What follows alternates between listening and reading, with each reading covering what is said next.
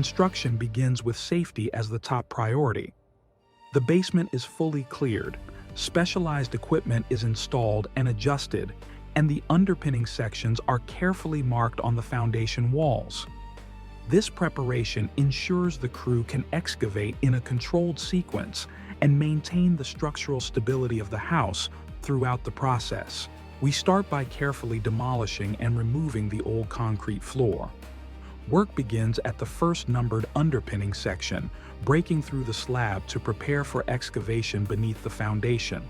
The excavation of each underpinning section is done precisely according to the engineer's drawings. The dig extends to the full depth of the existing footing, exposing the underside of the foundation. The bottom surface must be clean, solid, and free of loose soil to ensure proper contact with the new concrete footing that will support the structure. Once the first underpinning section is excavated, it's time for inspections. The engineer reviews the excavation depth, soil conditions, and the overall structural stability of the foundation. After confirming that the work meets design requirements, the engineer issues a written report verifying that it's safe to proceed. With the engineer's approval in hand, the contractor then schedules the first City of Toronto building inspection before continuing to the next stage of construction. Next, the crew installs wooden forms inside the excavated section to prepare for the concrete pour.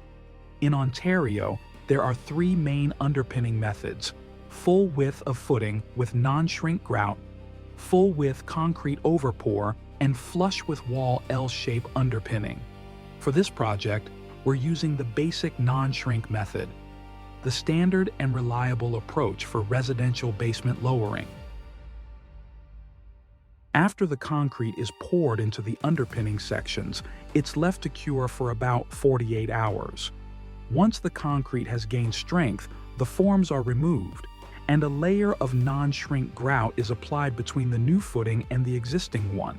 This ensures a solid, continuous connection and complete load transfer from the house structure to the new foundation.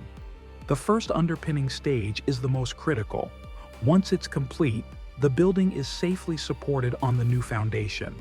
From this point, the engineer's on-site inspection is no longer required for each section, but City of Toronto building inspections continue at key milestones to ensure the work meets code and safety standards. After that, the following stages move faster: concrete demolition, excavation, inspection, forming, pouring, and non-shrink grout application. The same process continues for the remaining underpinning sections: concrete demolition, complete basement excavation, inspection, form installation, concrete pour, and non-shrink grout application. Once all sections are complete, the entire foundation is fully supported on new concrete footings, and the underpinning phase of the basement lowering project is finished.